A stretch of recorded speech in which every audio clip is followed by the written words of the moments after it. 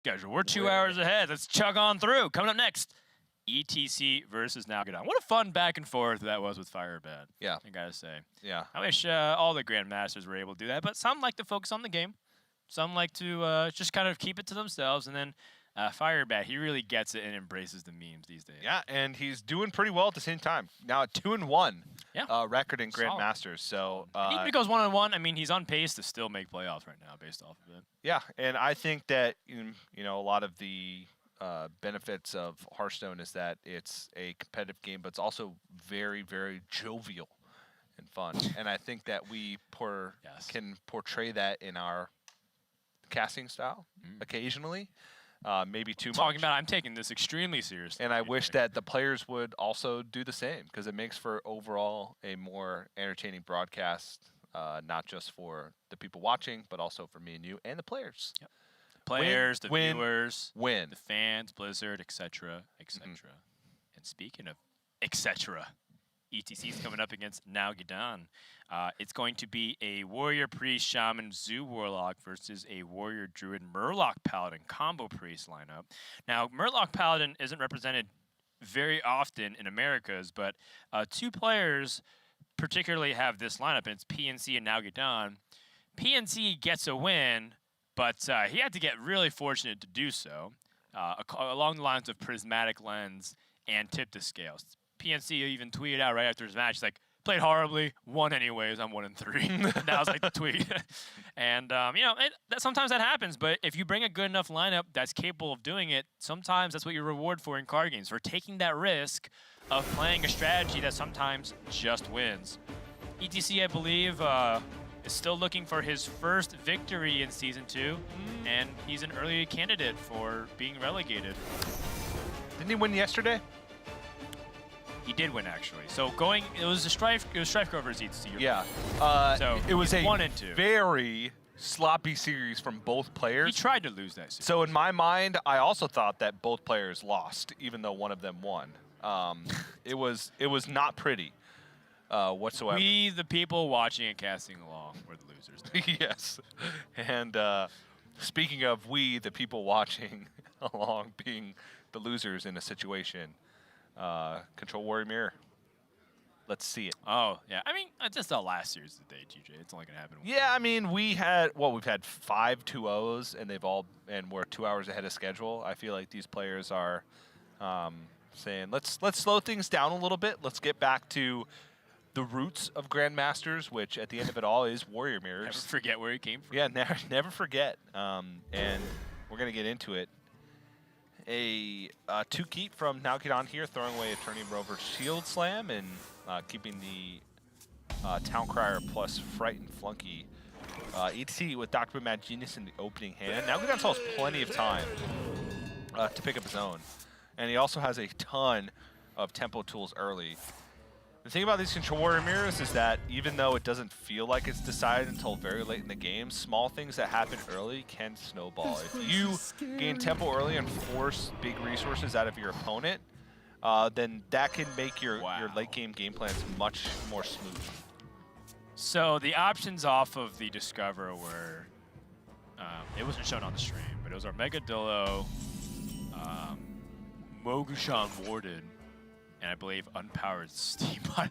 Very easy choice when you have those three things, but the Armageddillo followed by the draw on the Tomb Warden. That being said, Nalguidan, I believe in week 1, played a matchup similar, where it was Warrior versus Warrior, and had an early curve with Armageddillos and Tomb Wardens. Plural. He had 2 Armageddillos, and he still got gassed out. Warrior has that much removal. And as Firebet said, we want to take Warrior and beat the living crap out of them in our own home. In our own home. We want to not go to their home and beat them up. No. But go rip them out of their home, take them to our home, shatter their kneecaps, break their elbows, put them in a full Nelson, give them a wedgie. Lick your finger, give them a wet willy. Go to the bathroom, give him a swirly. See, TJ, I feel like I'm alone in this act of aggression towards Warrior. I did not bully and was not bullied, so I'm not a... Yeah, it shows. I'm soft. in more ways than one. You didn't grow up on the rough streets of East Brunswick, New Jersey, which was 80% Jewish. Actually, I spent a lot of time in my childhood in New Jersey. Oh yeah, you did. You did tell me that. My entire, almost my entire extended family's from New Jersey. Both my parents graduated from TJ, Rutgers. I know we're considered brothers and everything, but that's very disrespectful. What do you mean? Corner Megadillo is going to go for the buff on the Tomb Ward and the Ziliax. I like New Jersey a lot. My grandma lives there. I like Jersey was Jersey's okay. There's actually a water problem where I believe that there's some algae like infestation where like it's causing a lot of skin problems for humans, and if dogs actually like jump in the beach water, the dogs could suffocate. So if you're in Jersey and you happen to be watching Hearthstone Grandmasters and you're out with your pup and you're playing in the beach, stop your pup before it's too late. It's also happening. I'm actually not joking at all. It's in the news. It's been very tragic. It's also been happening in Florida as well, along the Gulf. Well, they have a lot more problems than just an algae issue. Yeah, that honestly, there's like a brain-eating algae in the Gulf of Mexico right now on the west coast of Florida, and it doesn't even make the news because of all the other stuff that's happening. There's a lot of stuff happening in Florida, to say the least. So I hope everybody out there is okay. I've also spent a lot of time in Florida too. My parents retired there, so whenever I go visit them. Are you just related to every coast in the United States? I grew up in a military family. I've lived in a lot of places. Oh yeah, that's right. You did grow up in. Yeah, and most of them, I think most of my life was spent, maybe not anymore since I've lived in California for so long, but most of my life was spent on the East Coast. Lived in Virginia Beach, Virginia for a long time. Jacksonville, Florida. Fallon, Nevada. Fallon? Yeah, it's They called. named an entire city after Saturday Night Live host. Yeah. Yeah. It's a little excessive. It's in the middle of nowhere. Middle of nowhere. Now you're unable to get some pretty decent removal options with removal tools with the weapons project that he got from his opponent. And that early life lead with this second Armegadillo, because remember the first one was off the Frightened Flunky. We're seeing that repeat, curving into the double Tomb Warden. Good stuff from Nalguidan so far. ETC on the back foot, doesn't really have that luxury. Had Dr. Boom Mad Genius been played for 7 mana, or rather be playable at 7 mana, that would have been certainly the case for ETC. Yeah, but not dealing with the Armegadillo is gonna be rough. Wow. Is this a Plague of Wrath, TJ? To push 4? To push 4, but also to deal with the Tomb Warden. It could be. Could also go like double Restless Mummy. So Plague of Wrath, like Brawl, are one of those cards that are a little bit tricky to use. And the reason why I like it is because imagine if I said you get to Brawl, but you get to choose which minion survives and wins. Yeah, Plague of Wrath. I like it. This is a good recognition from Nalguidan. I love this play. Yeah, and now these Tomb Wardens are Ridiculous. 9... 12s? No, I don't know. Yeah, 9/12s? I think so. I think that's how many books. Yeah, they're 9/12. Wait, or are they? Now they're going to be 11/14s. They will... It takes Omega Devastator, one of the strongest cards in the game at 10 mana, with Dr. Boom's Rush to kill half of this card. That's how much it's been pumped. Yeah, that doesn't even factor in the 11/10 Ziliax that's going to be in there after the start. Whew. So if he sticks a mech on the board, he's got a stronger Pyroblast for 5 mana. Whew!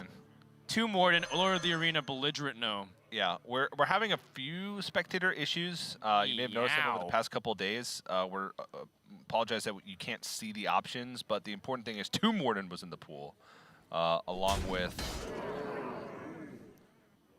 It's not telling me. He was Tomb Warden, Lord of the Arena, and I just said it. I don't remember. It's on the tip of my tongue. I'm sorry, I'm trying to reach into my subconscious here. I was in the middle of an apology, so I didn't. Either way, Tomb Warden was clear pick. Oh, yeah. I mean, 2 Morden, no matter what size it is, it'll still die to Plague of Wrath. But Nalguidan can just keep this up right now, where he just kind of puts out 1 threat at a time and forces removal out of ETC. This may be a much faster game than we had anticipated with it being a Warrior Mirror, because ETC is just having to use so much removal just to stifle the pressure from all these buffed up taunt minions. And that second Omega finally going to go down. The idea that Nalguidan also kept the life total like reasonable, so that way things like Blast Shield aren't nearly as impactful as it could be. Blast Shield's worth 3 hero powers from the Warrior. So a lot of times the Dr. Boom, if it flips Blast Shield a couple times, validates so many turns for the Warrior's life gain advantage. Yeah. Not to mention the tempo that's gained from back rushing. ETC is effectively going to have to make up this kind of deficit here on life with Dr. Boom Mad Genius. Maximum stats, maximum pressure. I would not blame ETC for a Warpath Plague of Wrath here. Brawl has a high chance of backfiring.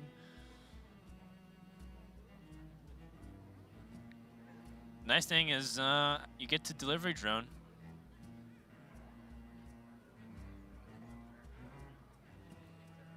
That is a ton of stats to chew through. Oh, yeah. I'd be very surprised if ETC ends up going for a brawl in this spot. Well, he can brawl and have a 50-50 for a good minion survives if he throws out like unpowered Steambot. That just seems like you're asking for trouble. Yeah. Just go for the guarantee clear. And then get their delivery drone. Mega Devastator. He picked that Mega Devastator pretty fast. And it's a good card. Just that, you know, Boom Reaver is also really good. Boom Reaver is like comparable to a Mega Devastator in a way. It does take your entire turn, which is probably what you don't like about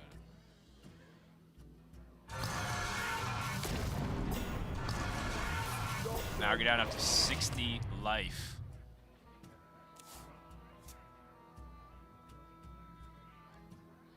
Morden for ETC. ETC can deal with this through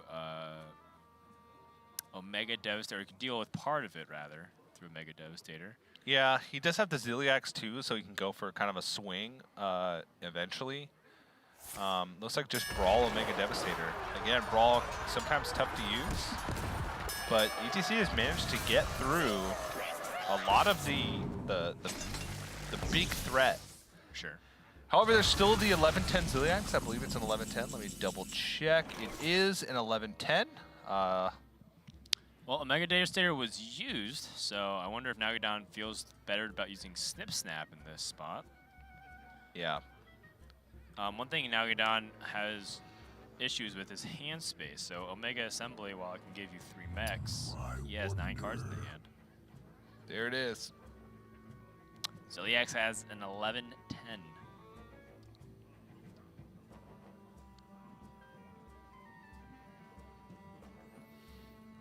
I think if I'm Nalguidan, I might also consider using Restless Mummy and then Omega Assembly to try to improve my plays. Yeah, I kind of like these 3 Snip Snaps plus a Shield Slam, honestly. I like that. I mean, that was the first play I was thinking about. Yeah, yeah. Nah, when you said it, I was like, yeah, that seems really good, because then he can use the Ziliax next turn to push obscene amounts of damage. Yep, and you split it up so that way your opponent doesn't get a single target removal. It doesn't even have to be Omega Devastator. It could have been another Shield Slam. Yeah. In this case, Clockwork Automaton Hero Power actually deals with the 6 health. That's pretty funny. ETC picks up Frightened Flunky. Maybe it's his chance to get the Armageddillo. But just Zap plus the quadruple Warpath. It's going to clear up this board. So still not a mech sticking for Nalguidan to be able to cash in on that damage from Ziliax. But I don't think that's that big of a deal. has Omega Assembly, has Omega Devastator, a lot of mechs for that still to happen. I think the longer this game goes and the more removal that ETC expends, like the better that Ziliax is going to be, because the more likely it's going to stick. And 8 cards in hand, so can load up on an Omega Assembly here. Piloted Reaper. And Dynomatic. Okay, so, I mean, Dynomatic's not really great against a lot of warrior stuff, so you can even play it on board. And then you can play the Piloted Reaper. Piloted Reaper will pull out the Vicious Scrap Hound. Vicious Scrap Hound plus Ziliax is a really nice combo, though. And 11-10 Ziliax, you gain 13 armor per attack. Right. It's pretty disgusting. Yeah, that is. Imagine, yeah, I still remember, I was talking about this, I think, in the previous season, where, like, one warrior player was at, like, 2 life and played Scrap Hound, Ziliax plus Sweeping Strike and gained 30 life. Yeah.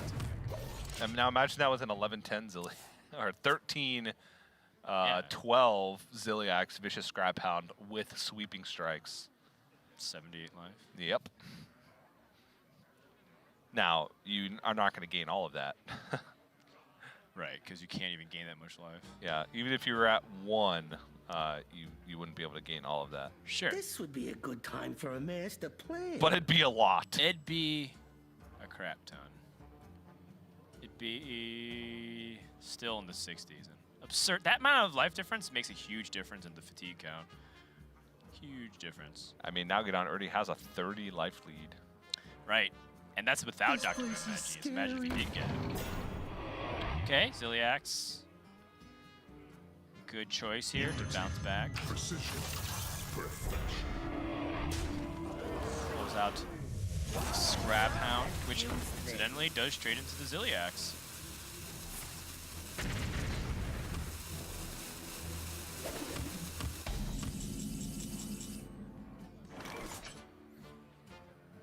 Nalguidan really trying hard to do this without Dr. Boom right back. Oh, he is so tempted to gain all that huge amount of armor.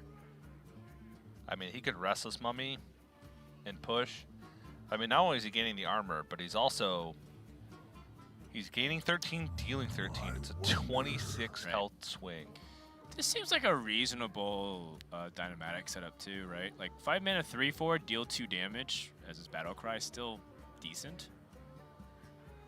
There's not many more things you can use Dynomatic's battle cry on in this matchup, to be honest.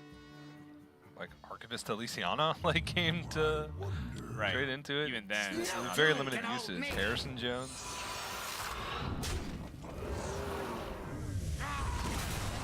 has the option of using a Mega Assembly in this spot too, and if it goes wrong, you can back attack something. Nope, I want to deal 13, gain 13. What I'm saying is he could actually a Mega Assembly in this spot. In fact, he should. Yeah. Exactly 7, or 9 cards, I mean. Snip snaps. Imagine if VTC had an Execute. Or a Plague of Wrath. Wait, how does he deal with this thing? You can Ziliax and then Omega Devastator trade the Omega Devastator.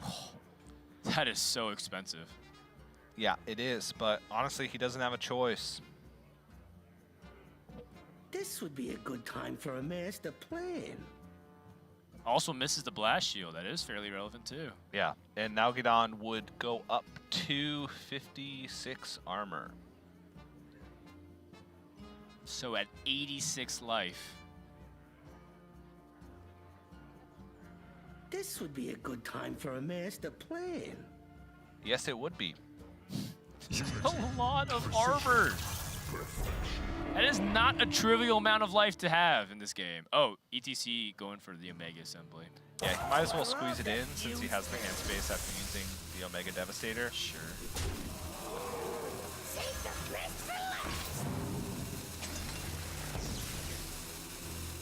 But that's all the Armagadillo buff. All of them gone. Finally. And he's only netted a 62 health lead. Yeah, it can get worse too. It can get a lot worse. Nalguidan got Snip Snap off of his Omega Assembly. And also, you know, the predecessor to Snip Snap, if you will. Replicating Menace, fairly similar. Just without the echo.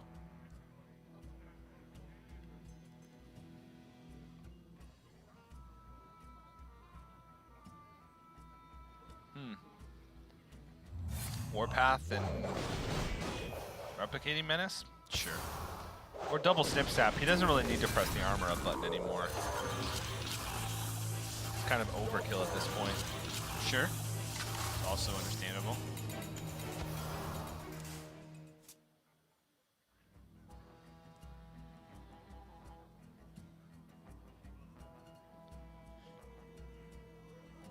Gonna get some use out of Clockwork Automaton here. Yeah, and you know, Nalguidan not having Dr. Boom still is a very big deal. Like, part of the reason why ETC is even able to remain competitive in this game is because of that. Without it, I think he would have Oh yeah, I mean, he would have never killed a lot of the things because of the Omega Devastators. Right. He's just trying to stifle as much of the board development from Nalguidan because he knows he has value advantage until Dr. Boom is picked up, and still not there in the bottom 6.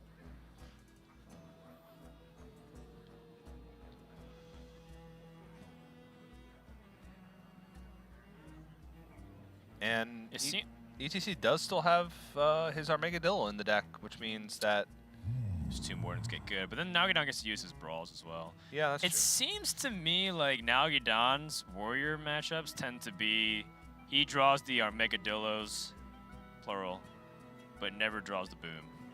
Yeah, or he draws, in the case of last season, he draws all his bomb cards, but never draws Boom to get across, like to get past that fatigue state.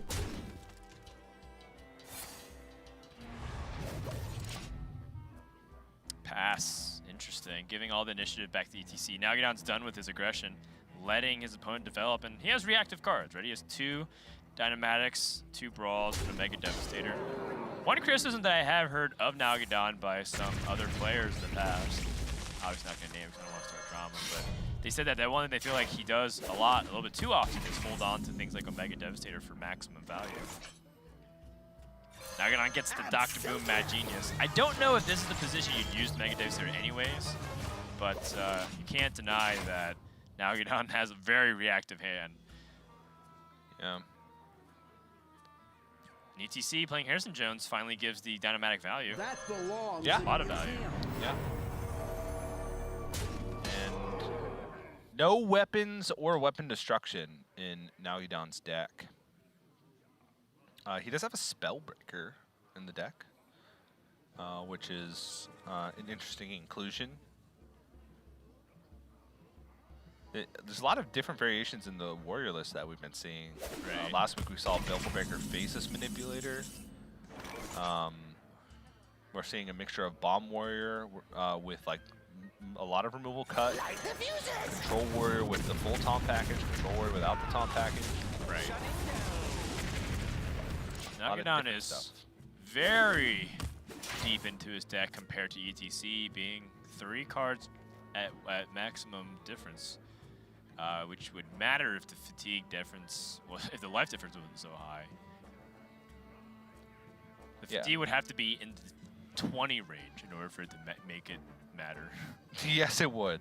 And it's it's only a side effect of 2 Town Criers and 2 Shield Blocks played from Nalguidan, and only 1 Town Crier, 1 Shield Block played from ETC. Both players trying to be reactive as possible. Nalguidan can even use this hero power to gain that extra edge. In the fatigue scenario, the player that has the life lead pressing in to take equal damage isn't a huge advantage. So if Nalguidan and ETC trade 3 damage a turn, then Nalguidan's in a huge advantage because he closes the game out much faster than ETC does. Massive advantage. I mean, ETC is basically hoping for a massive swing from Archivist Elysiana. This would be a very good hard to time do. for a Yeah, master which plan. is very difficult to It would have to be like Boom Reavers that gets a Boom Reaver, or like Boom Reaver that gets like an Akali, which draws like an 8 Akali, like that kind of thing. Or just something that gets you further to fatigue, right? Like another Archivist Elysiana. Sure. And then you Um, drain your opponent out of resources. Yeah, or But like he's Bill, used both of his. He's used one of his brawls. And he only has a second This one would now. be a good Yeah. time for a master plan. or like you get Baleful Banker and you play Archivist Elysiana first, you get Baleful Banker off the top, and you play that when your opponent plays theirs. Yeah. Here's a tough thing too. He doesn't want to swing into this and take 3 more damage. Like, I mean, he does do it, but it hurts. Yeah. Hurts a lot. can hold me. TJ, I know you've never experienced pain in your life before, ever. No, I haven't.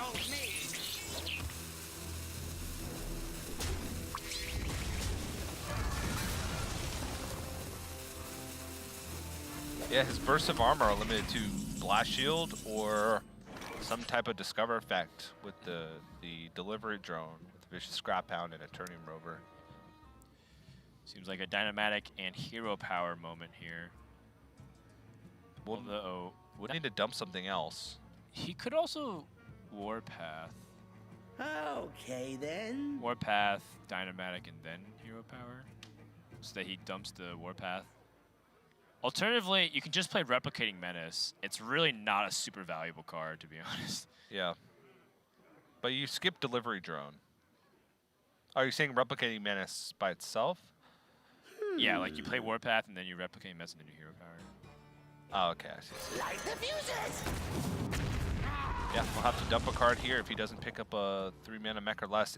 His options are Explodinator, Dynamatic, and Clockwork Goblin. So Clockwork Goblin seems like the obvious best there. Puts a bomb in the deck, which gets him closer to killing ETC, and it's also 3 mana, which means he can dump that card out of his hand. Yep, very important. Gets Zap again. ETC picks up our Mega Dillo. So the Super Collider clears the board. Free development. He takes 3 again. Zap takes 3 again. Bomb in his deck takes 5. This would He's be running a out of good life to time work for a with. master Yeah, plan. I think this is the point where you have to be fairly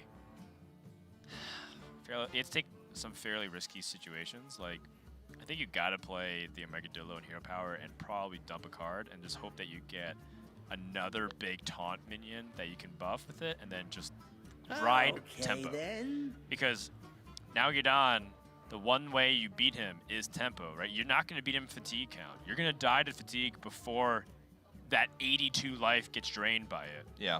Oh, I love that fuse thing.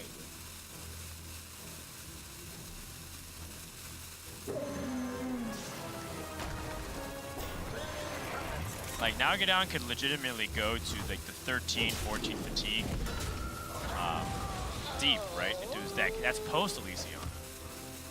So I don't think fatigue is going to happen for a long time. I think you got to tempo your opponent out of the game.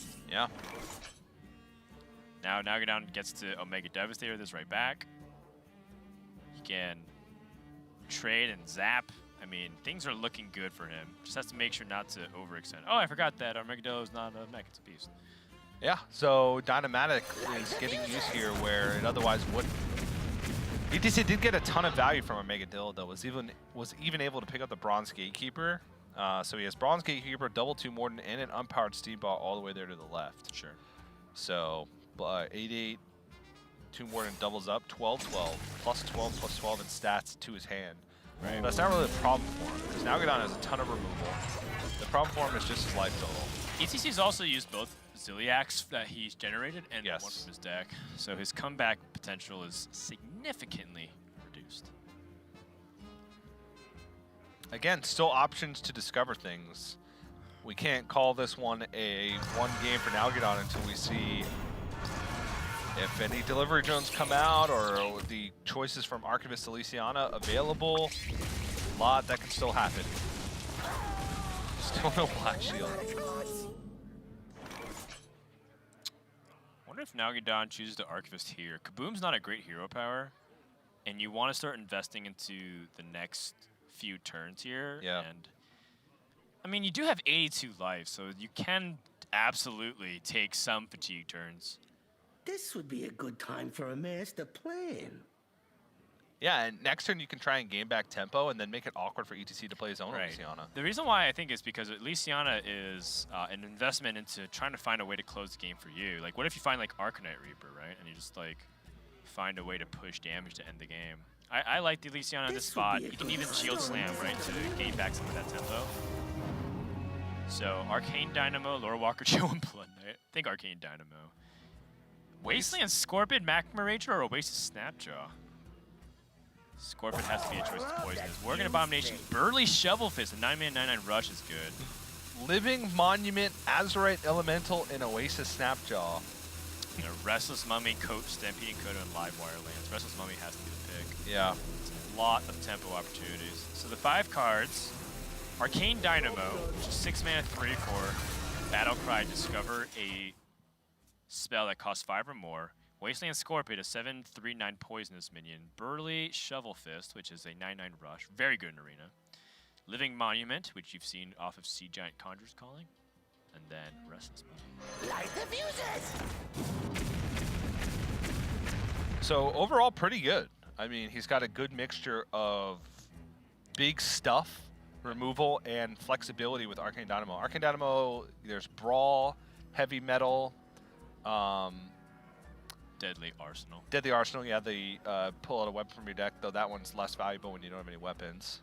This will But be a Heavy good Metal and Brawl, time the for big a ones. Plague of master Wrath. plan. Plague of Wrath, yeah. That's another probably big the one. best one. And the good thing about those spells, oh, the Boom Ship. The Boom Ship is also fairly relevant, given that he has like Scorpion and Living Monument. And Burly Shovel Burly Fist, yeah. Shovel Fist. So it's kind of cool that the warrior spells that are expensive are a mixture of proactive and reactive. You're in a tough pinch, Brawl, Plague of Wrath. You need to go onto the board heavily, Heavy Metal or the Boom Ship.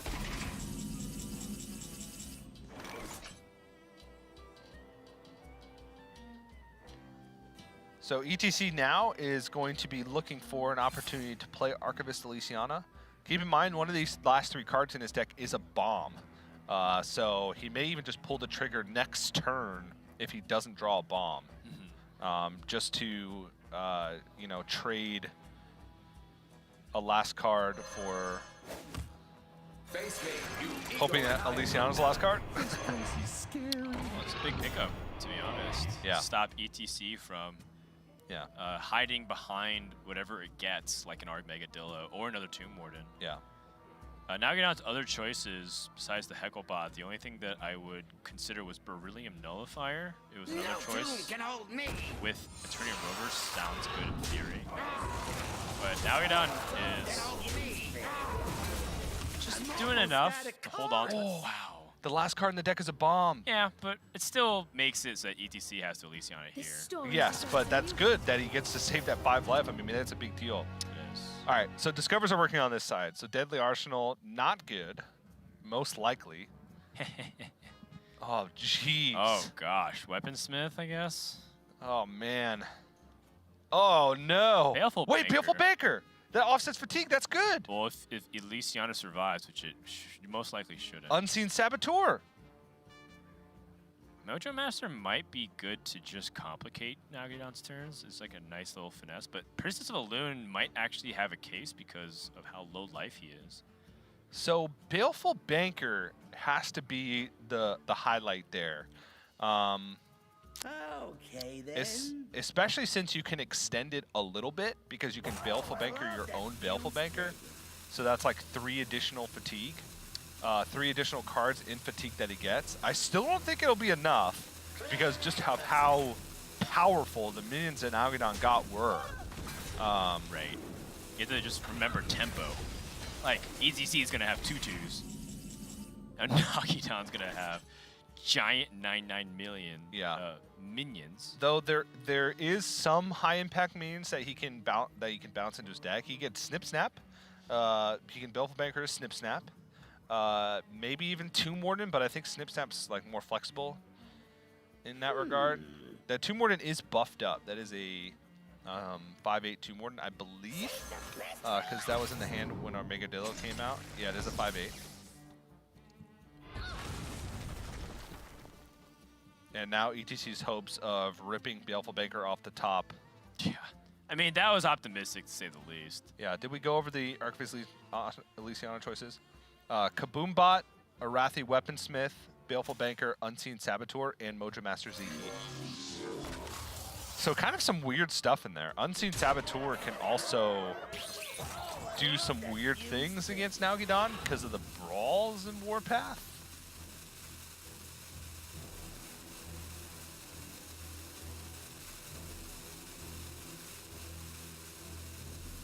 Yeah, I wonder if Nalguidan wants ETC to brawl this. If anything, it increases his chance of brawling right back, since he's getting those minions on the board. He gets Blast Shield. ETC has Snip Snap to try and answer this board himself. In fact, he will be able to answer it very cleanly. This would be a good time for a master plan. And then magnetize onto the Unpowered Steam Bot. So you play Snip Snap, attack to 7-4, play Snip Snap again.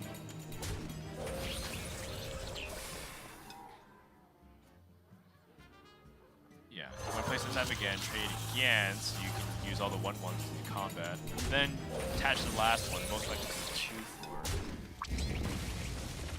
Yeah, there is a Spellbreaker though. Spellbreaker is decent. Yeah, I think just because of the Spellbreaker, you Yeah. knock him out. Yeah, Magnetize here. yeah, I like it. King Dynamo. I think in this position, though, it's pretty hard to turn down the Tomb Warden if you're Nalguidan. They're two reasonable sized mechs, and they allow you to hero power. Trades into the board. I don't think he knows what he wants yet with Arcane Dynamo. Probably Heavy Metal? Okay, then. I would argue that it's good to get the Boom Ship, because that makes all of his future draws really good. Yeah. Interesting. Heavy Metal Wasteland allows more Scorpion. flexibility, I guess. So, to me, what the Wasteland Scorpion says is Nalguidan wants his opponent to Okay, extend then. onto the board, and then he wants to brawl it. He said, I think he recognizes that he has a lot of life, so he can take 4 damage. But he wants Tomb Warden to be a very decisive lockout period. Plus, he doesn't know what he doesn't know, which is ETC has mysterious cards in the top of his deck that was given to him based off of Elysiana. He's only been seeing ETC play cards that he's been holding most of the game through Omega Assemblies. Seems like a reasonable moment for him, ETC, to get value off of the Dynametic. Yeah. Though, with Archivist Elysiana played, you're most likely going to be able to get value off it anyway. It's whether or not he feels like this Wasteland Scorpion is threatening enough. Light the music. It's threatening in the sense that if you don't deal with it, it'll eternally be there, just killing everything you play. Yeah. One straight in. I think you can justify also playing Bronze Gatekeeper in this spot. Again, seize the tempo. TC thinks otherwise, though. Ooh. Yeah, I want to go Boom Ship now. I want to go a Kane Dynamo, Boom Ship, Hero Power, maybe Eternium Rovers, because if you get the Boom Ship, you don't want to pull the Eternium Rover. Well, Boom Ship does play into the last brawl.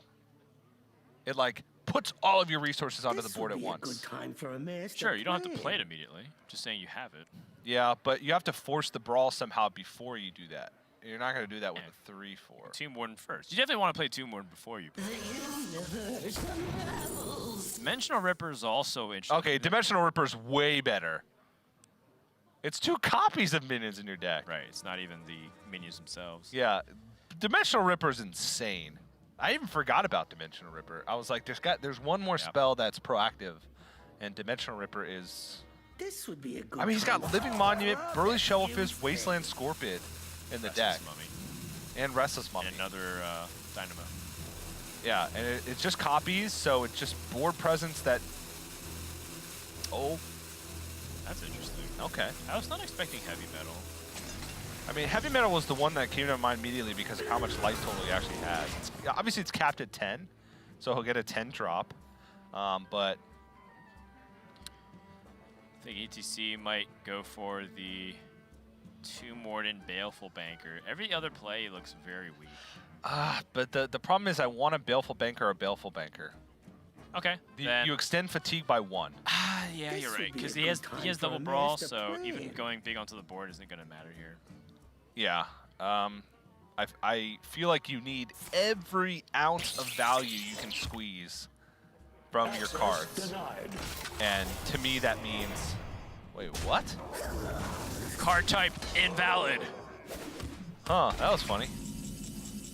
Game is breaking. Yeah, we've seen it happen before, but we're obviously having some issues with the spectator client today, with the discovers. That's why you guys haven't been able to see the discovers from Archivist Elysiana on the bottom player side. Warpath to clean it up, use microbots to get a few minions to stick onto the board. Things are looking still very good for Nalguidan.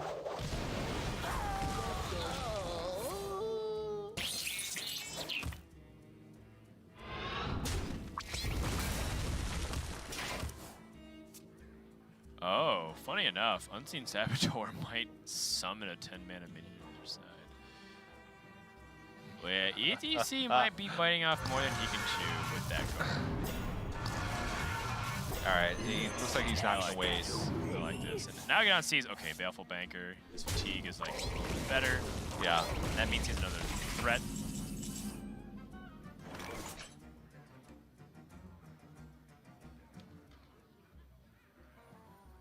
Brawl. Yeah, I honestly wouldn't have minded the Unseen Saboteur last turn, because he... no, I don't know. Jeez, come on. That is brutal. And Nalguidan really wants to kill this.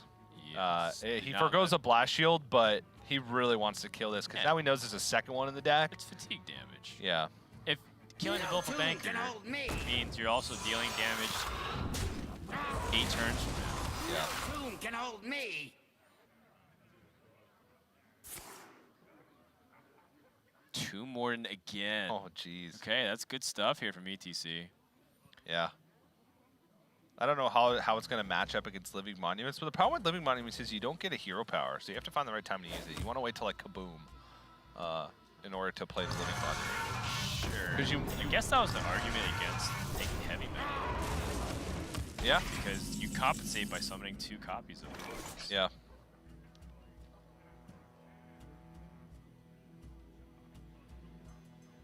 Any 10-mana cards that punish him?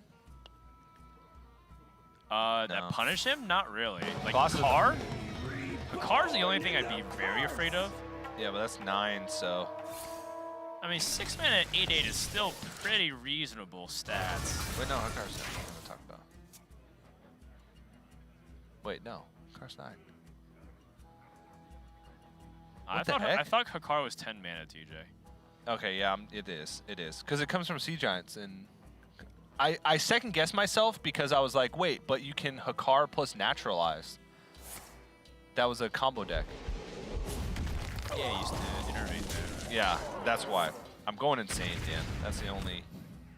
The Mojo Master is also fairly interesting, too. It is. This could give ETC a way to gain back some of his life, because Nalguidan is being punished by these big, greedy choices. Right. Oh, that's actually fairly clever. He also knows there's a second one.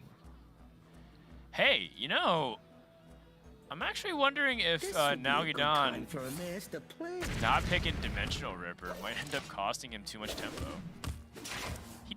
He has such a big life lead, though, that I think that even if that was a mistake, not a big deal. Wait, also the Unseen Saboteur can pull out the Brawl preemptively. Although that would cost him a lot of development. Wow, nothing.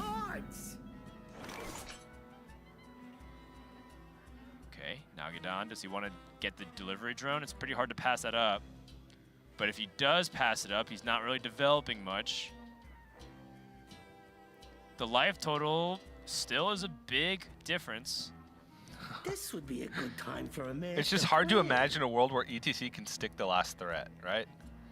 Like, his brawl has to do a lot, and he basically has to Unseen Saboteur another brawl to get through this many 10-10s, or get a bunch of Omega Devastators from Delivery Drone. Like, he has a fatigue, so if he sticks the last threat, he may be able to make up the life total difference. Cynomedic. He has a Mojo Master Zihi on board also. Oh, you're right. But he could trade in Mojo Master and Dynamatic and still have the last... What about Kaboombot? Oh, he has another Kabubon in his deck already. Oh, you mean Kabubon into this board? Yeah. Yeah? I think I like the Kaboomba a little better. All right, so this is what Nalguidan's working with for the rest of the game. Another brawl. Oh, but that gives Now, fodder for the Unseen Saboteurs. yeah, but that means ETC doesn't develop behind it. Yeah, but if he sticks the last minion, like I foresee a situation where, Well, it's unlikely given that now like Dr. Boom, Mad Genius gives you the ability to keep getting true, minions. but they both have that. So if you consider that equal, Yeah. if Unseen Saboteur pulls out a brawl with a big minion on board Yes. and it wins, and then Nalguidan runs out of stuff, I don't know. I'm trying to imagine the situation, but it's nearly impossible. My biggest complaint about what's going on right now is that Nalguidan has way too much of an expensive hand, and he had an opportunity to win back more tempo. Wow, it just keeps offering him 2 Mordens. Wow. Weaponized Pinata at this stage in the game, though, also has a ton of value. Yes. Yes, I think Weaponized Pinata is even better given that he needs flexibility in his hand. Yeah. Oh wait, I'm so stupid. I'm talking about Dimension Ripper this entire time. ETC has has- one swing of Super Collider. Yeah, but that's 10 damage, or like 9 damage on average that he has to take. Yeah, that's also a good point. Like, Wow, we're slamming something down. I like a Living Monument in this spot. But yeah, I think that like dealing 10 damage to your opponent if they end up swinging into it is also good, given that it's a fatigue situation. This would be a good time for a master plan. Another thing too to consider is that ETC, if he plays Unseen Saboteur and then there's a brawl that's pulled out from the right side of the hand that he knows that Arcane Dynamo picked out, yeah, then he knows that the last card's also brawl. Yeah. Last spell. yeah. This would be a good time The for thing a is, Living master Monument is plan. still hidden information, so ETC doesn't know what that card is. Yeah, that's why Nalguidan, I think, has been holding on to it for a while, because he wants ETC to expend all of his removal before he plays Living Monument, so that way it has the best chance of sticking.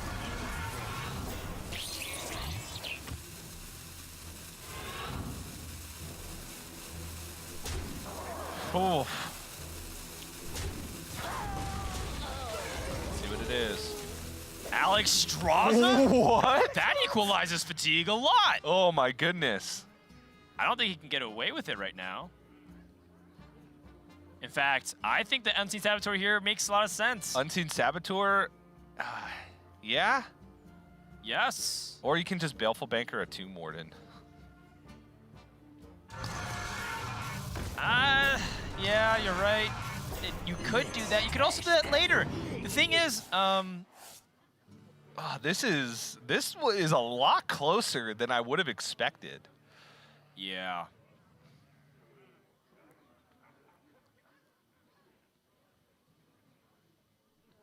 This is a lot closer. Nalguidan's going on his 3rd point of fatigue. Looks like it, yes. Okay, then. So, and also the thing is, Nalguidan's life total, he played pretty liberally with it for a while because he felt so far ahead. He's a lot closer to death than he realizes because of that weaponized speed. Yeah. So what's the downside of playing the Living Monument in this position? I feel like he's had a couple turns where he could have done that. He still knows there's a brawl. Brawl gives up development on his opponent's side. That's the big reason why I don't mind it. Never skip decay!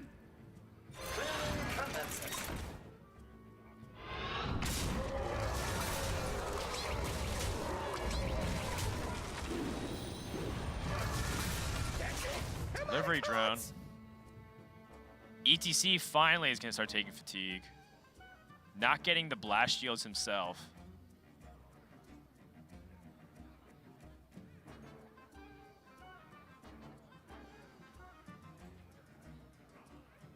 Yeah, seems like an easy 2 Morden hero power trade.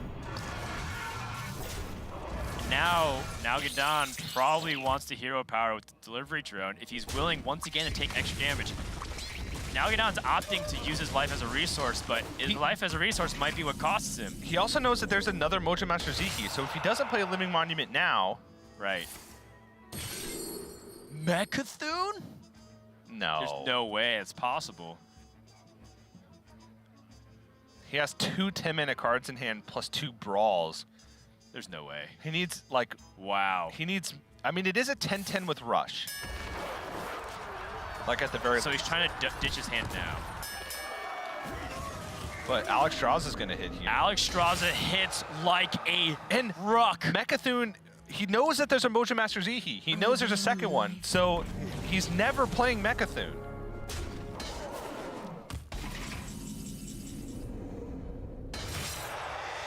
He has to play it now. Yes, he has to play the Mechathune now. And then it dies to Alex Straza, then ETC, Arathi Weaponsmith, Mojo Master Zihi. And then what does Nalguidan do?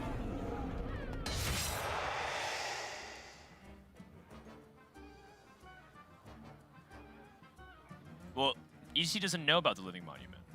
Again, that's hidden information. Yeah, but I think just I agree. Weaponsmith, Mojo Master Zihi is it's the most power you can do right now. I mean, that's the reason why he's holding on to the Super Collider. ETC's been trying to maximize all of the possible tools that he has. I mean, I'm thinking that things still look really good here, but Nalguidan does have Brawl and does have Hero Power. Unseen Saboteur won't trigger anything.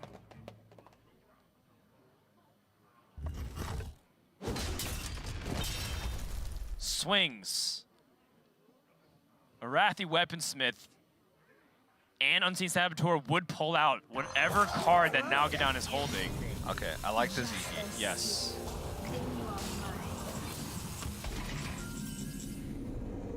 And Blast Shield for ETC. He now has more health than Nalguidan, considering the Blast Shield next turn. If he plays it, which he may not. Oh, he's gonna brawl his own board away, though. Right. I think that's what ETC or Nalguidan is banking on. If he plays Unseen Saboteur. But he knows that there's a 5 or more spell. Right. I think he shouldn't play the Unseen Saboteur. I think he should play this other Weaponsmith. And Blast Shield. Pass. Yes. What does ETC think that this last card is? It doesn't really matter. It could be anything. It could be unplayable cards. Nalguidan's dead. Yeah, this is Can't win 6, anymore. 7. This is quite unbelievable to me. Yeah, I felt he's like dead. Nalguidan had such a huge advantage this game. I mean, he's 100% dead here. He ETC just passes the turn. He takes 8 points of fatigue and he lost. Unbelievable. Wow. I'm extremely impressed, but also very confused. Yeah. I mean, Nalguidan had the ultimate punish for taking a very greedy Archivist Elysiana. I understand his reasoning. He's like, I'm so far ahead, I just need big threats to force removal out of my opponents. But Mojo Master Ziki left everything stranded. And Baleful Banker delayed fatigue long enough for ETC. Yeah, but he also had opportunities to go even faster. He had a lot of opportunities going faster. He had so many turns where he had a mediocre hero power that he could have just played Living Monument. Right, and I was hoping that he would. Yeah. We're going to have to take a break, and when we come back, we're going to see the conclusion of the series to the Super Saturday for the Hearthstone Grandmasters for America. Stay tuned.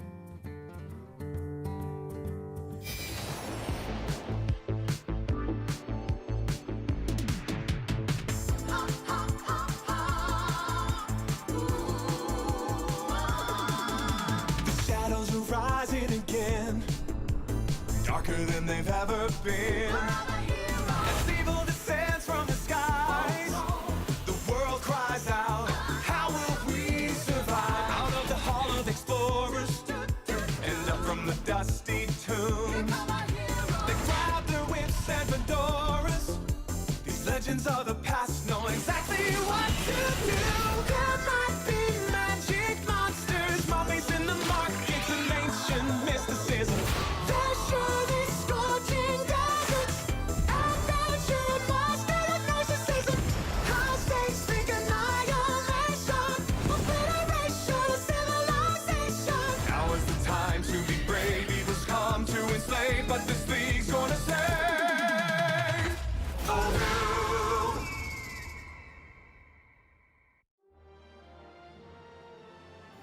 name is Francisco Fraile Montas.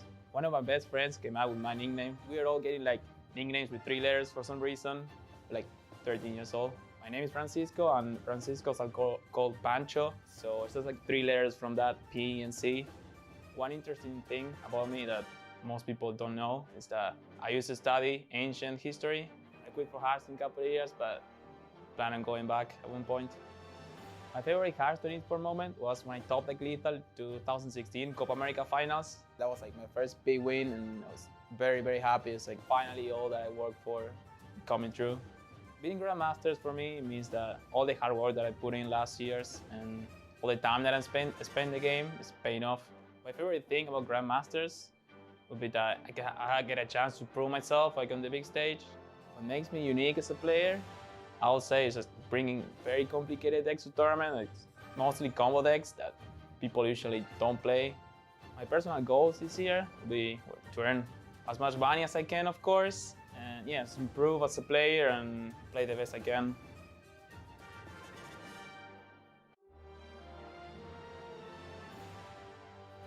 I'm Facundo Pruso, more known as Nalguidan.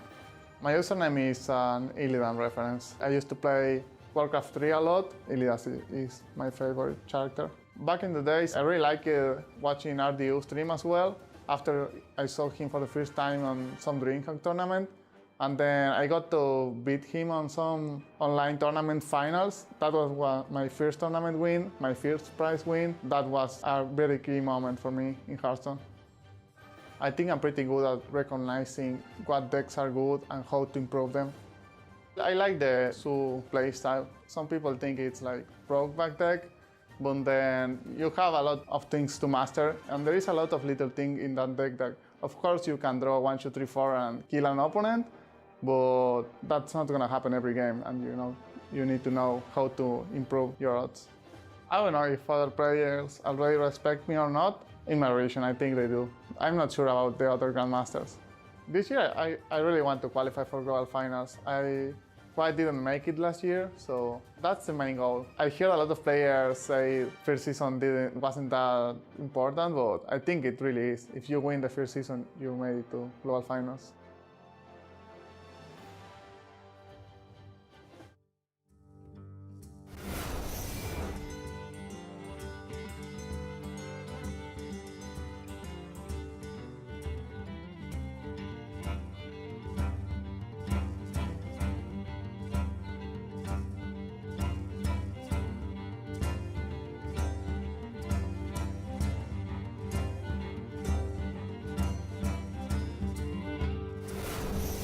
ETC leads 1-0 after, quite honestly, one of the most well-played Warrior perspectives that I've seen in a while. In terms of overcoming the deficit, I'm sure if you look at some of the micro plays, there's going to be players tell you like, oh, I should have done this, done that. And some of those players' mind, they feel like if you make some of those errors, they think it's a horribly played game. But given the big picture, which is like Nalguidan's up by 80 and all those other different factors and whatnot, I gotta say that ETC navigated with the tools that he had very well. He did get the boom early. He did get the like the Baleful Bankers and the Mojo Master, but he used the tools pretty adeptly, I'd say. Yeah, he took what the game gave him and he utilized it to its maximum potential. And it's hard to play those scenarios too because timing is almost everything in that matchup. Yeah, and even the unseen saboteurs, like knowing the brawl's there, knowing like there was some okay spots for it that he could have like high rolled into a victory. He didn't need to use them, and he didn't. He had both of them in hand at the end of the game, and was able to win with everything else. So nicely done. And now we're gonna move into game number 2 here. Nalguidan is gonna get this Warrior into Priest, so a good matchup for him. But we've seen the other side of that matchup earlier with Bloodyface versus Amnesiac. And Bloodyface just crushing Amnesiac by like turn 6. So it obviously can go both ways, even though we call it a good matchup for the Warrior. Just on average, Warrior tends to have the removal necessary to run the Priest out of resources. And ETC with a decent opening start, but it's going to take it a little bit slower, seeing that Nalguidan is going to take a little bit slower. Yeah, usually the 1-drops are what you want, right? The Northshire Cleric, the Light Wardens, etc. But you don't have it. You don't have to necessarily rush out nearly as much with all of the other cards like What the now? Intertovier and the Blade Master. Job done. ETC does have the Northshire Cleric now. So now next turn can Northshire Cleric coin out the injured Blade Master and then Circle Feeling for 2 draws. And that alone might make this a quick game, DJ. Yeah, with Divine Spirit in hand, it means Inner Fire is Job done. quite close to just being unrecoverable from Nalguidan. There's always a possibility of Brawl or Plague of Wrath or, you know, all those things. Shield block plus Shield Slam in hand.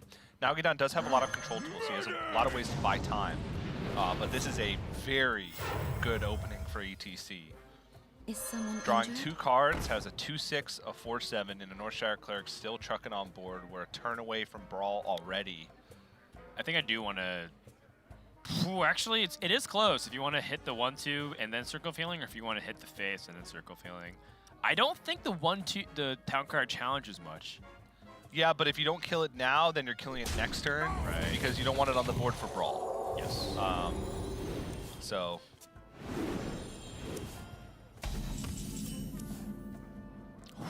Astonishing.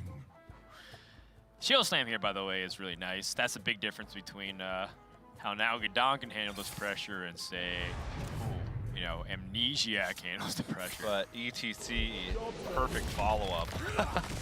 The Psycho Pump. The only thing in the Yeah. pool is that injured Blade Master that he just Shield Slammed. The end begins. Nalguidan got a lot of life to work with and has that Plague of Wrath. So a Warpath pickup, kind of crucial here. Could soften things up with Dynamatic, but a Circle of Healing coming back on the other side would be disastrous.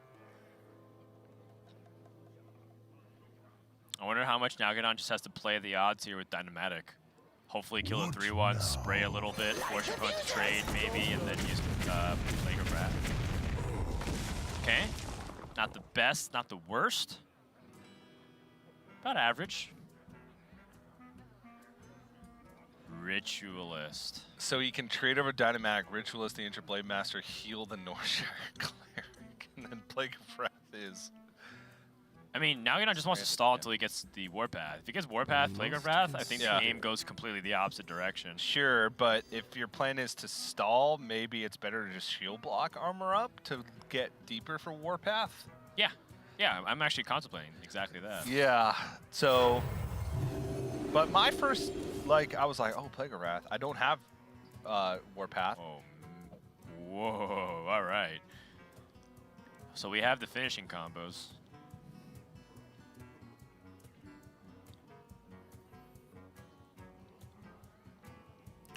A bit of Quickly. I don't know if it's missequencing because he wanted to see his draw first yes. before he realized if he wanted to spend the 1 mana on Light Warden. But not even gonna heal up the injured. Oh, what? He knew Brawl would be the next card, TJ. That was a weird turn. That was a bad turn. That was, yeah, that was a nice way of saying a bad turn. That was a very bad turn because ETC gives up a lot potentially. Like, let's say his opponent had Warpath. He Warpaths 3 times and clears off everything but a 2/3 Right. here. So, like, that's an issue. And then, of course, now, like, leaves it more vulnerable to other stuff like Restless Mummy and another Shield Slam, or, like, doesn't really do a lot. Let's just put it that way. And he missed out on card draw with the Northshire Cleric, which is fairly important. Not a great turn from ETC. He probably thought he had 2 mana left and he could throw down the Neverset Ritualist to draw Yes, 2 cards. that's and exactly get back what he up. did. He even hovered over Neverset Ritualist immediately. Yeah. Oh, this is interesting. Okay. Well played. Is he throwing out the well played because he expects ETC to have the perfect cards? Which is even if you had the perfect cards, Spirit? it would be Divine Spirit, Inner Fire, which would be In the light's name. 24 plus 7. Or See, topsy-turvy. he still wouldn't be dead. So Nalguidan's like, okay, draw your cards. I'm going to brawl this afterwards.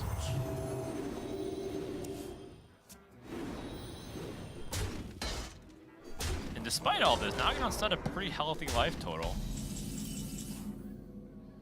Yeah, this looks like a brawl to me. Yeah. Just hope that something small survives. There's 3 pretty threatening minions on board with Light Warden as kind of a secondary one, but Injured Tolvir and Injured Blade Master are the ones that he really wants to get rid of. Okay. This is one of the not good ones. Yeah.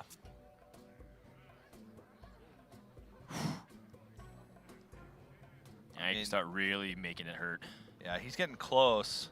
Just a Psycho Pump and an Extra Arms here Yeah, seems like the right way to go. I like it. The more mana you have, the more Acolyte, Wild Pyromancer combos can also come to play too. Yeah. The end. And also if you like double Extra Arms on one minion, now Nalguidan has a Spellburner in his deck. Sure. So you don't want to all in under one minion. I like this because Exactly. it opens them up for Extra Arms, Divine Spirit, Topsy-Turvy next turn is 20 damage. So this is a lethal setup. Nalguidan can double Restless Mummy here. Also, alternatively, can just Dynamatic and take it a little bit slower. Like just put the Restless Mummies into the 4-8? Oh wait, I thought that was another. I thought he had 2 Restless Mummies. I apologize. Next turn is probably Omega Devastator Ziliax. Even if you assume that he's just gonna armor up.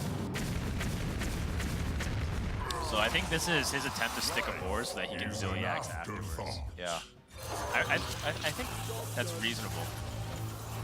All right, so still a little bit off lethal from Nalguidan. He can heal up the Tolvir, Extra Arms, Divine Spirit, Topsy-Turvy. That'd be 22 damage on board.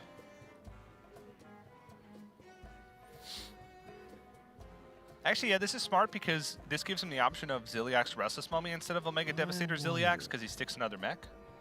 Right. And then can Omega Devastator on 10 instead, which is honestly like the most ideal situation with the cards he has in hand. Yeah, maybe ETC instead goes for the board clear with Wild Pyromancer and Acolyte and more arms. Draws another card. I think the biggest thing the ETC is looking for is just a way to end the game with a second Divine Spirit. The way you can do it too is you can trade into the crab, and then you play Wild Pyromancer, Acolyte, and then more arms with the Pyromancer. Pyromancer deals everything. So the 1/1s, and then you go into that way. That is one possibility. Another is just to build Injured Blade Master and just start building more tension that way. To me.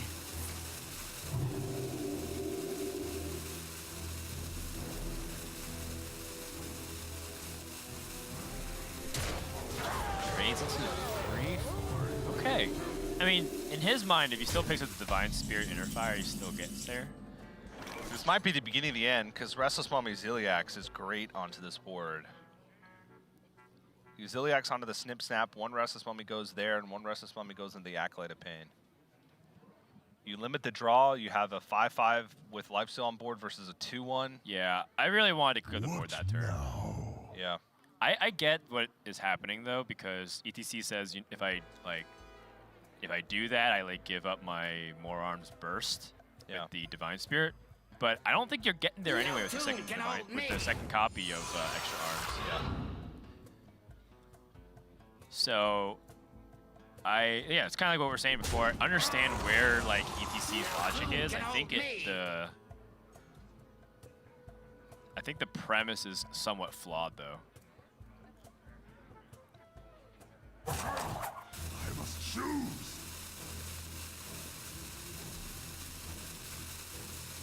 Oh, Nalguidan.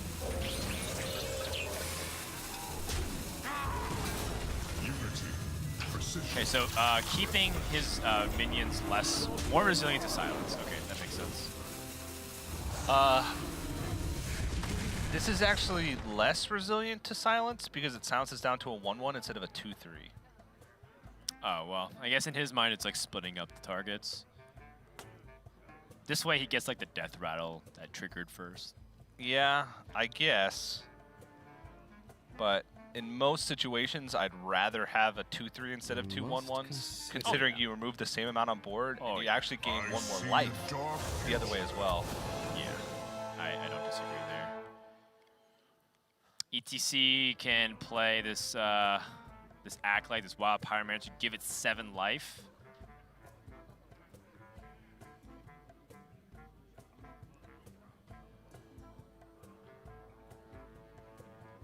I wonder. So the thing about what the reason why people consider this to be a combo breed is because you need to draw a lot of cards sometimes and you're not able to get the early game pressure. Yeah. So I want to draw cards. And you can see now that, you know, ETC is kind of being rewarded for drawing all these cards.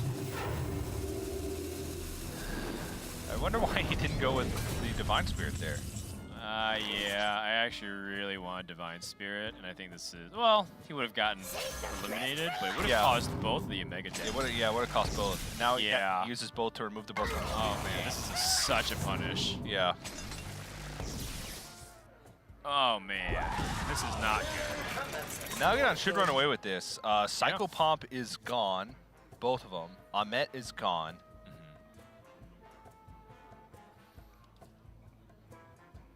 Extra Arm's gone, Tolvirs are gone. He's got an injured Blade Master, a Northshire Cleric, a Divine Spirit, and both Inner Fires. Yeah, I really wanted to see a Divine Spirit in Must that consider. spot. Because then at least you still have the Pyromancer. And Yeah. the Pyromancer could threaten other things. Now we're like in this position where we have to really hope that our deck bails us out. Granted, wouldn't have made too much of a big difference. Yeah.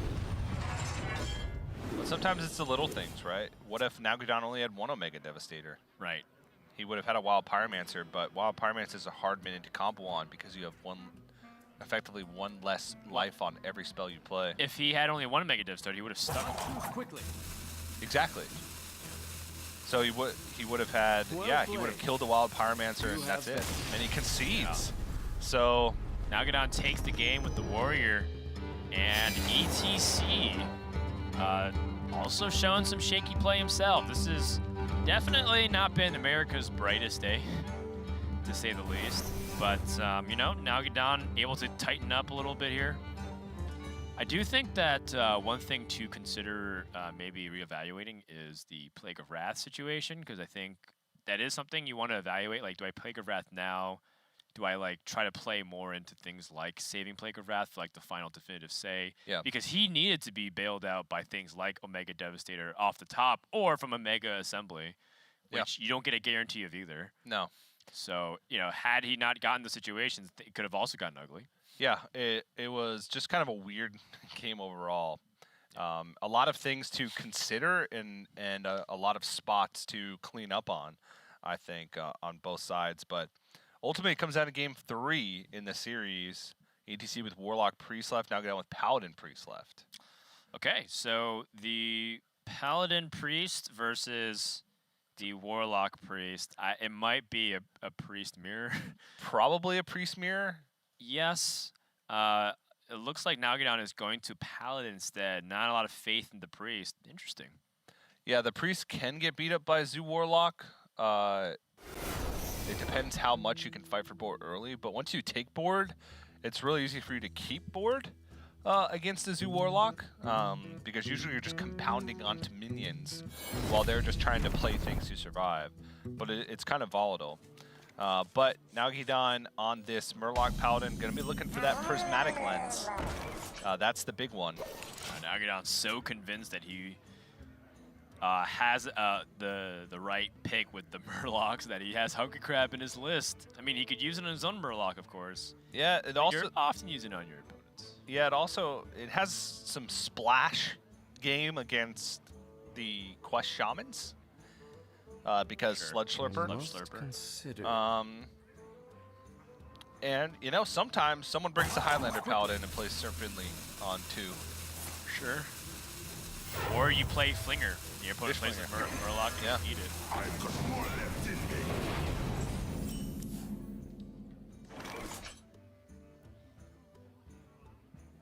So is this a situation where you do eat your Murloc? Let's think about it for a sec. You could kill off this 2-3 and be left with nothing, or you can Toxfin, And then be left with a 3/4. or actually you could Hungry Crab I wonder. and then challenge it with a 3-4 with Poisonous, so that anything he does to this 2-3 you kill. A 3/4 with poisonous. Or you just trade and then you just get a 3-4. I like that. 3-4, just Yeah. better. Must move quickly.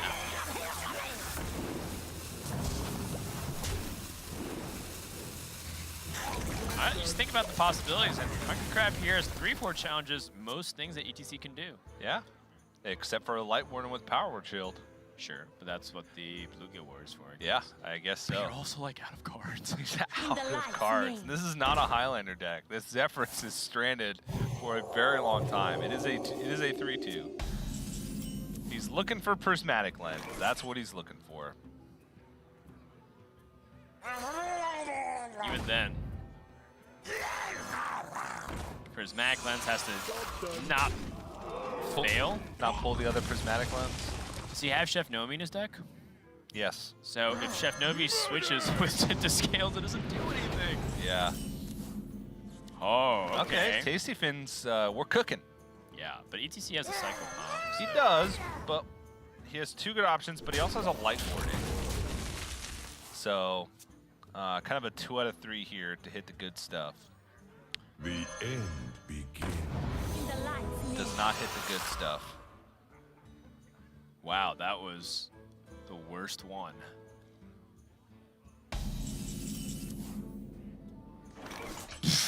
Both of the Highlander cards. It looks so weird when this situation happens. Well, you want to draw with the Tasty Fin, but you don't want to sacrifice the Tasty Fin unnecessarily. Yeah, You want the Mermaid to go into the 3-1. this might be like a Sir Finley hero power. Let me Yeah. think. I'm thinking Sir Finley played as a Murloc Crocolisk. Good news for ETC. Still has a semblance of a board.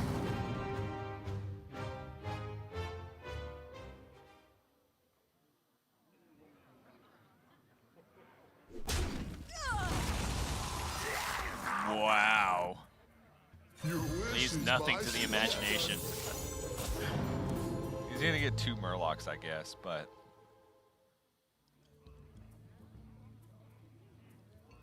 Acolyte and Power Word Shield. Do you want to Power Shield the Acolyte, or do you want to Power Shield? In value trade, I think you just want the most card draw possible. So you want Power Word Shield the Acolyte opinion. You can also Topsy-Turvy, yeah, one of his minions. This is awkward. Yeah, this is really. Oh, what? Ripped it off the top. Oh, he can't play Tip the Scales, though. That's okay. He could play it next turn. It comes down 1 turn Jeez. sooner than it would have if you had just drawn it naturally. Look at that. That's right, he would have come down on 7 instead of 8. Yeah. And Murloc War Leader being really expensive also is kind of annoying. You'd rather have War Leader be a card that can be playable from the hand very simply. Yeah, and this game is by no means over. ETC has multiple draws to pick up A lot of draws. Wild Pyromancer. Yes, Wild Pyromancer plus Circle of Healing. Northshire Cleric and more extra arms is going to be scary. I mean, he's going to draw 3 cards right now, at least, maybe even more. Is someone ETC can injured? go for this, can Hero Power, and then Circle of Healing. Yeah, and you want to maximize card draw here because you're not going to do anything with that extra 2 mana. You're just looking for Wild Pyro right now. Yeah, you know what's about to happen. Yep. Find the Wild Pyromancer. Clutch. But now, like, you know, these things start to stack in an advantage. Nalguidan because he plays tip to scales, doesn't draw the Murlocs as much. He can find other things like his second tip to scales, or another prismatic lens. The only caveat is that he's also used some of the best cards that he can build for the deck, like Zephyrus. Yeah. Does still have Nomi. I wonder if Nalguidan wants to trade his TC Fin versus play tip to scales. He probably wants to have an opportunity to kill the injured Blade Master by pulling out a War Leader or a double Grimskull Oracle. Right. And there is still a Bluegill Warrior in the deck. Oh yeah, that's also true. So this is pretty likely to... 6 Murlocs get pulled. Oh, 5 attack. Can kill both. He got everything. The second War Leader, both Oracles, and the Bluegill Warrior. That might not be a good thing. Move quickly. Because Nalguidan, well, him trading in the Taste Spin is actually a great move, so he can get the card draw in case. Oh, Cold Light Seer! Whoa. Big time draws. But the silence is still really big. So, Wild Pyromancer, Extra Arms, Divine Spirit, Silence? Yeah, silence. Yeah, that's a clear if he wants it. I think he needs that. So you'd start with Extra Arms, Divine Spirit. No, because you need the silences first. You need the silence first. So it's not a clear because he can't hit the Nightmare Amalgam. That's fine. Yeah, sure. Leave a Nightmare Amalgam up. So you silence. Another alternative is to play Ritualist in between, right? Yeah, but then you don't get the Divine Spirit, but you're still playing 3 spells. So yeah, I like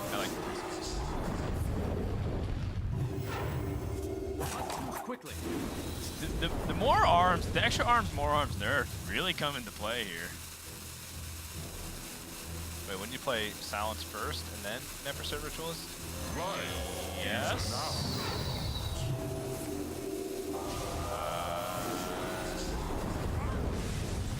Why? Unless he wants his minions damaged. No? What was that?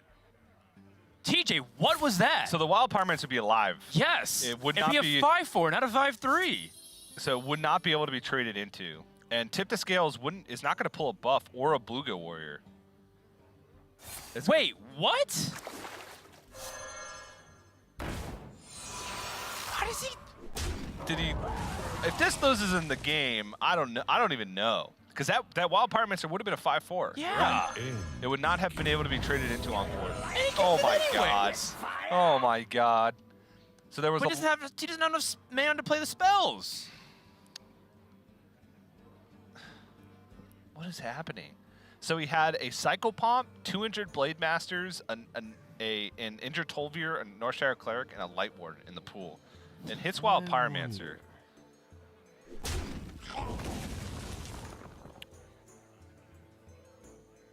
That is unacceptable. Yeah, I mean, maybe it doesn't matter. No, it matters. It matters. It does matter. So- because having the Pyromancer meant you have more arms, you stack the advantage. Nalguidan has forced to like draw Nomi that turn. Or he doesn't even get Nomi. He gets an extra turn to draw Nomi. Yeah. Now Nalguidan gets to stick the board, dictate the trades, ETC sticks nothing, and if he draws Inner Fire, which he is likely to do because there's only 9 cards left, he doesn't even have a win condition anymore. I've been going a little hard on the Americas players today, but I think it's warranted across the board for people that we've been kind of criticizing, because I think the play today has been atrocious. It has been. And like the reason why I use that language, because this is supposed to be the highest form or highest level of play, and you know, it's even to the point where you have 70 seconds to turn to think about these things. They're rushing their plays. Like I can understand if it's like, oh, like it was a hard board state and I mess up some of these technical sequences because you have to think about the permutations. That was a completely solvable and very open and like open problem that was easy for you to see clear solutions. Yeah. I am offended. by a display of play that we've been seeing today from the America's Grandmasters. Of course, there's a lot of good plays with some of the players. But I'm upset.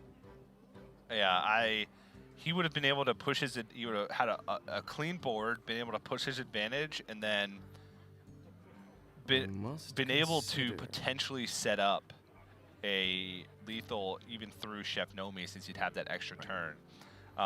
Like, look at what Nalguidan's plays would have been last turn. He had an 8-mana War Leader, an 8-mana Cold Light Seer, and then Fishflinger and Murloc Tasty Fin.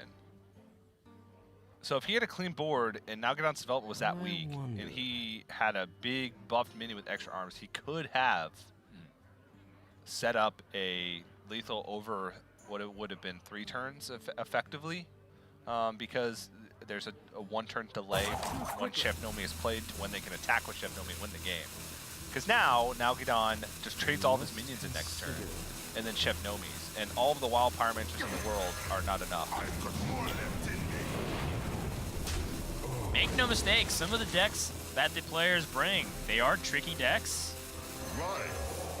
Sometimes there are nerves and there are other things to consider, but ETC is acting in a moment of desperation. He didn't even get the Divine Spirit off, so this just dies to any form of additional extra damage in the form of the Murloc War Leader or the True Silver Champion. Yeah. Well played. Yeah, I mean, War Leader here, you get a full board clear, and then your opponent has no minions. The next turn you trade in your whole board and Chef Nomi. Why not Nomi now? I guess because there's a possibility that your opponent heals his 4-8 and then cheeses you with Divine Spirit. He can actually kill the 4-8. He has 5, 6, oh, no, he has 7 damage. He has 7 damage on board, but like let's say he had like Circle of Healing, and then like heal, Divine Spirit, Inner Fire. Wait, he has 1 more card, so he could have power. No, he doesn't have Power Shield number 2. Oh, he has extra arms. Move quickly. Yeah, that would be able to get him to lethal, so he has to actually play this off. Now, as we get to the close of this game, because we clearly know what's going to happen from this point on, I do want to say that it is something that us Hearthstone casters haven't done enough, which is be harsher on the players because we should expect them to do more. And I think that also applies to other things too, which is like some of them are on vacation, some of them aren't having their webcams on. But there are some serious stakes on the line as the season continues to develop here. This is... So this, it sacrifices health on his Wild Pyromancer, but it protects his Ahmet? Yeah. He wants to use Inner Fire here. Yeah, but, I mean, Nalguidan just trades in both these Murlocs, brings Ahmet down, and then plays Chef Nomi. Yeah, just reduce the health down. I think the one thing he's considering is the extra arms and the heal and the Circle of Healing. So you should know one of the cards is a Murloc. So if his last 3 cards were Circle of Healing, extra arms, and Inner Fire, he still wouldn't die. He has 3 cards remaining. That's it. That's all he can possibly have. 1 is a Murloc, so it can't be that. So there's no way he dies, so you just trade in the minions, Nomi, and then you win. Right.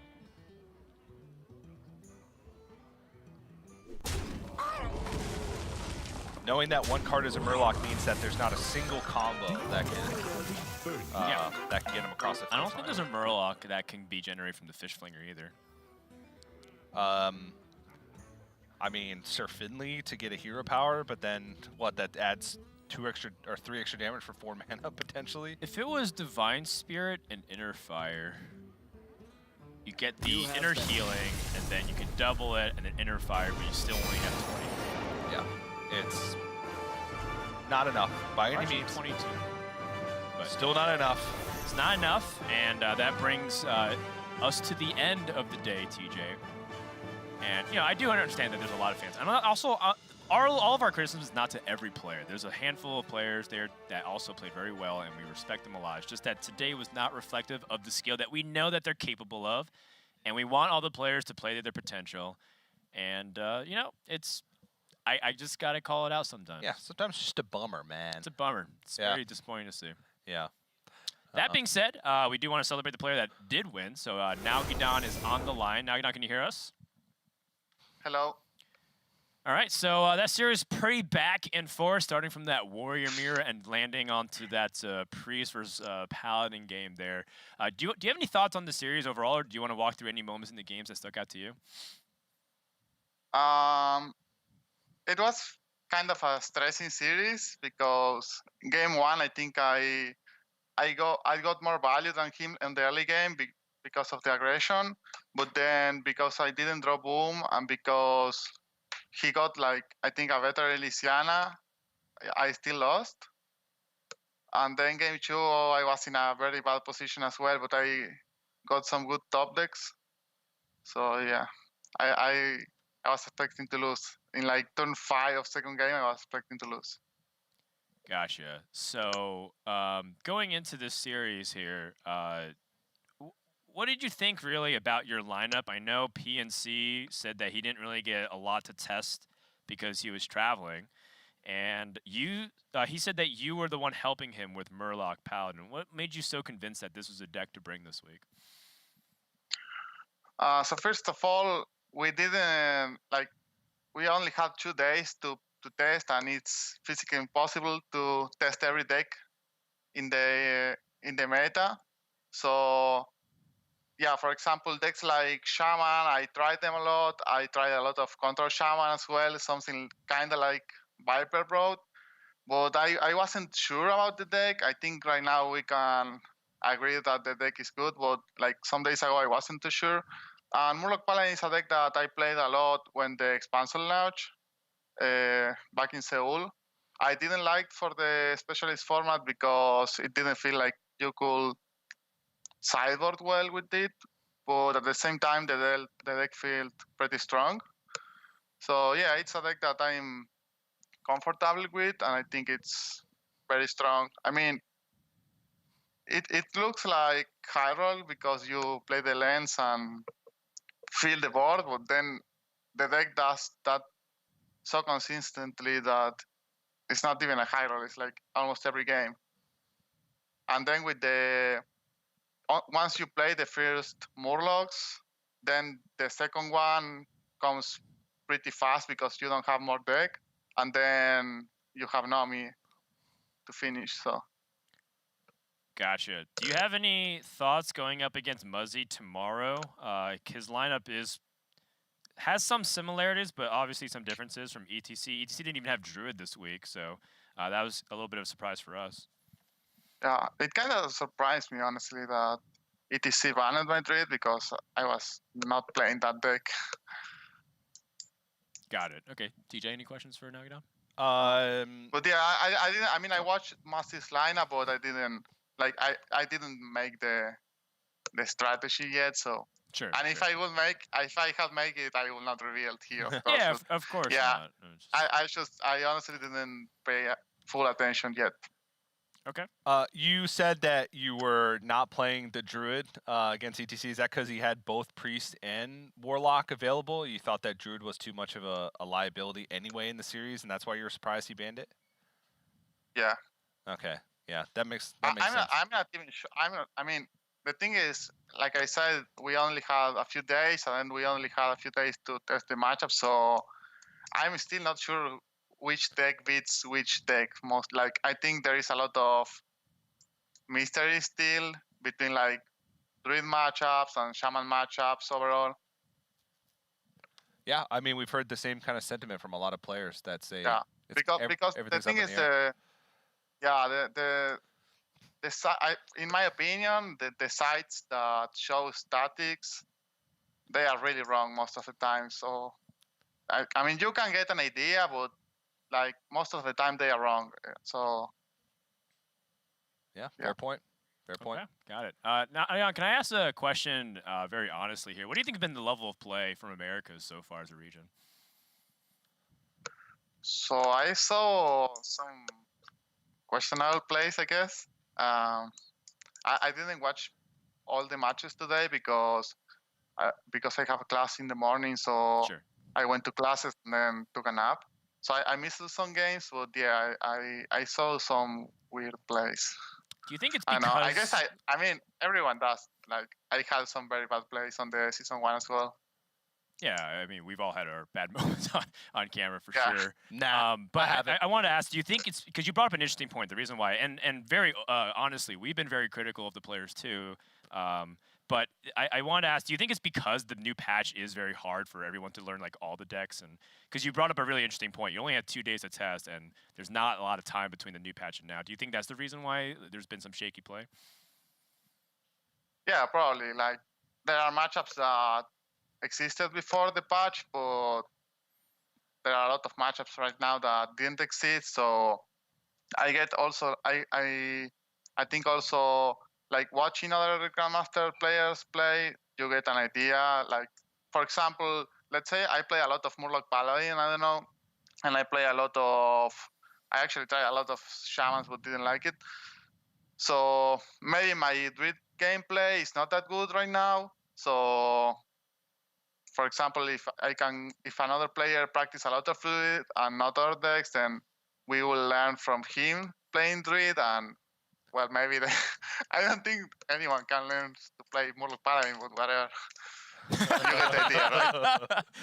Well, I mean, You get maybe. the idea. Yeah. Fair enough, fair enough. I think you bring up a really good counterpoint to some of the criticisms that we've had, given the limited time. But congrats on your win. You're 2-2. Good luck in your match, or you're 2-1, I believe. 2-1. 2-1, yeah. Good job. I'm calling it early.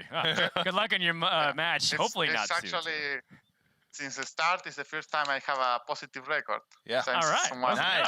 I never had it. All right. Keep it up, man. Keep it up. Nice. Yeah. Good job. And buenos suertes. Gracias. All right. So Nalguidan ends the day 2-1. He's going up against Muzzy tomorrow, which will bring us to the conclusion of week 2.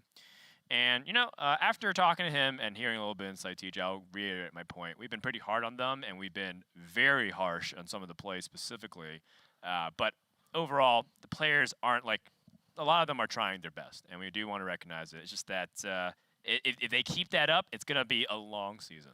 Yeah, but the other point that Nalguidan brought up about how oddly enough, we're seeing like specialists of certain decks. Right. And the other players are learning from their decks and their techs for the metagame also.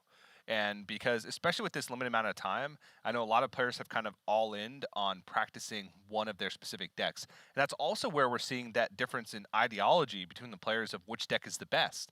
Obviously, if players play more of one deck and have success with it, they're going to favor that one. That's why we're seeing so many different protects. Some people are protecting Priest Q at game 1. Some players protect Warrior Q at game 1. Some players protect Shaman Q at game 1.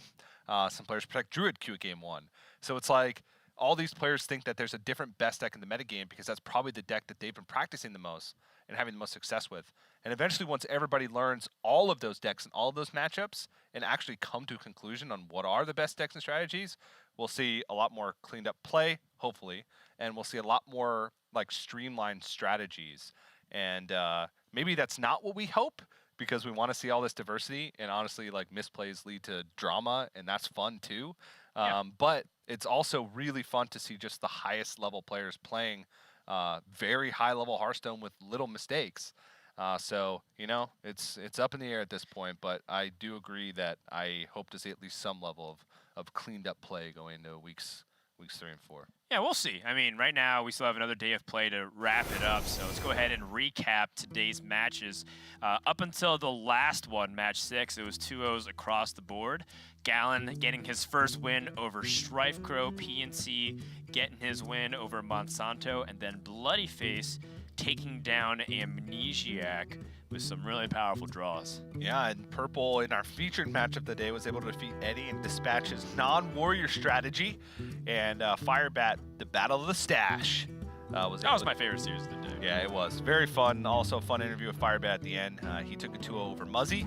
And Nalguidan versus ETC. Nalguidan said his first positive record so far of Grandmasters. He never achieved that status in Season 1. So at least he can come away with that at the start of Season 2. Tomorrow we're going to kick off our Sunday matches with Saiyan versus Alay. So he's looking for his first win in Season 2. Frozen will be taking on Race. Then Nalguidan looking to see if he can take down Muzzy and maybe turn that positive score into a lead over his division. Yeah, Purple versus Gallon, the battle for friendship. two practice partners for a long time. Gallon often making appearances on Purple Stream. That'll be fun to watch. And then Firebat versus Eddie to close out our week number 2 here in the America's Grandmasters. All right. Well, it's been a really fun day of broadcast, but we'll do one more day. And then just like that, TJ, 2 weeks are done, and we only have 5 more until playoffs. And then we'll find out who's going to join us at BlizzCon. And then we have BlizzCon. Pretty close after that. We have, there's like a 1-week break, and then Bucharest, and then a 1-week break, and then BlizzCon. So it's kind of an insane stretch of Hearthstone for the next couple months. Couldn't be more excited, Dan. Great. We're on a great pace. Make sure to check out all things if you missed any part of this broadcast over at playhearthstone.com/esports. You can find the deck list, the players, the scores, and listen to us rant again about all things, whether it's sloshing and slurping, the level of play, or perhaps just the battle of the mustaches. That's it from us, from Frodan, TJ, and everyone here in Studio 5 in Burbank, California. Thanks for watching, and we'll see you next time for more Hearthstone action.